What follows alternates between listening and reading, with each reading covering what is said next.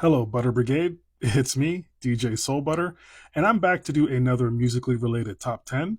And this time I'll be ranking my personal favorite top 10 hip hop groups slash duos of all time. And before I go into this top 10, I want to rattle off some of my honorable mentions, some of the groups that didn't make my top 10. So here we go. Eric B. and Rakim, Salt and Peppa, The Locks, Clips, Black Star, Mob Deep, 3 6 Mafia, EPMD, Naughty by Nature, Ghetto Boys, NWA, Migos, UGK, Gangstar, The Fugees, Farside, Onyx, Run DMC, and Grandmaster Flash and the Furious Five. I sound like an asshole right now. And it's probably going to sound worse when I give you number 10. So here we go. At number 10, I have Run the Jewels. And I will start off by saying that these guys have 4 records, and all 4 are instant classics, absolute bangers. And it's just amazing how well these two complement each other between LP with his wit and amazing production. And then you have Killer Mike with all of his intellect and just bravado. It's just pure magic whenever these two are on a track together. It's just amazing. I love these two from day one, and I hope they make records together forever. At number 9, Bone Thugs and Harmony. And yeah, man, these guys were great. First of the month, Thuggish Ruggish Bone, For the Love of Money. These guys just really complemented each other so well. They were so dynamic, but at the same time, it's kind of strange. I never really personally cared for any of their solo stuff. They were really just good together. And I'm sure a lot of you will disagree with that because I had friends growing up who loved a lot of the solo projects. But it's also funny that I always just assumed for years that they were from the West Coast because of their sound. But I believe they all started in Cleveland. But yeah, they were great. At number 8, Public Enemy, one of the most culturally important hip hop groups ever. Chuck D, one of the most iconic voices in hip hop history. Flavor Flav, before he became a reality TV star, the greatest hype man in hip hop history. Fear of a Black Planet, one of the most important hip hop records ever. And it's funny that Chuck D never appeared on Flavor of Love. I mean, I know why he didn't, but it would have been really funny if he did.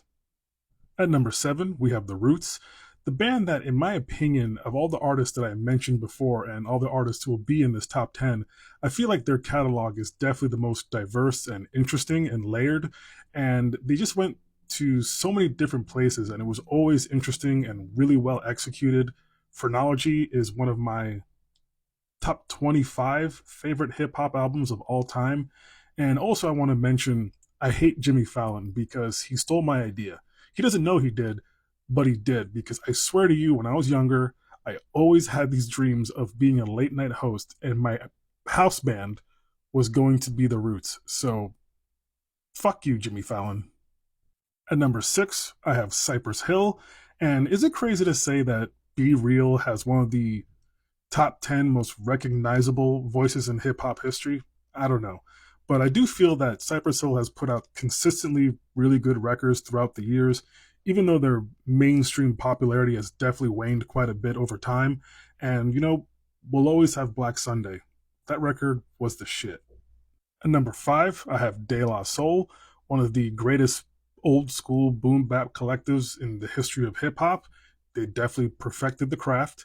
And I will say that I was really excited when they finally put their entire catalog. I think it was earlier this year or maybe late last year when they finally put everything back on streaming services. So if it's been a while since you've listened to them, or for some insane reason you've never listened to De La Soul, do yourself a favor and get on that. At number 4, Outkast. In my opinion, the greatest hip hop duo of all time, spoiler on that, and also the greatest Southern hip hop group of all time. And one of my biggest concert regrets ever was not seeing them on that reunion tour that they did a few years ago. I'm kicking myself to this day that I did not go see them. I wish I had. And I'm still holding out hope that one day we will get another record. They will tour again, but probably won't happen. But I'm still holding out hope, literally praying that we do get another Outkast record. Please. At number 3, Beastie Boys. Incredibly iconic, incredibly influential. They were great. There's really not much that I have to say about Beastie Boys. You know how awesome they were. But I do want to make one little point. Most fans, I feel like, don't really mess with their last couple records they released, but go back and listen to the Five Boroughs. That record was awesome. That was a great, great hip hop record. And I remember people didn't think it was very good. Critics didn't like it. It didn't get much fanfare.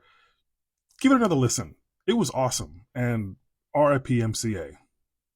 At number two, Wu Tang Clan. Wu Tang is for the kids. Wu Tang ain't nothing to fuck with. This is definitely the most impressive collection of MCs that were ever to come together and put out what they put out. Because I can imagine, I don't think we all really thought about how difficult it is for this many men to come together in a cohesive way and make the kind of music that they did. And I'm actually trying to do a ranking video of all these solo projects from all the members of Wu Tang Clan, and it's actually been quite difficult, but we'll see if I ever get that done. But yeah, Wu Tang forever. And at number one, A Tribe Called Quest. And in my opinion, if there was to be a class like Hip Hop 101, it would basically be just studying the first three albums from A Tribe Called Quest. And I also want to give a shout out to their fourth record, Beats, Rhymes, and Life, because I feel like most people would say is when Tribe kind of start to fall off a little bit. But that record is fantastic as well. I actually really love that record. And not to mention their last album that they put out in 2016, We Got It From Here, Thank You For Your Service. That was great as well. And it just pretty much further solidified their greatness would span across years, decades, and generations. And Q-Tip, one of my personal favorite hip hop voices ever. And to me, this is just hip hop personified. I think that everything that we love about hip hop when it comes to rhymes, beats, execution, just the love of the game, nothing else really personifies all of that, in my personal opinion, more than the music of A Tribe Called Quest. They were just magical and amazing in every single way. I love them so, so, so much. And yeah, that is my top 10. That's all I got. As always, thank you so much for watching. I hope I didn't piss anyone off. Peace, love, butter.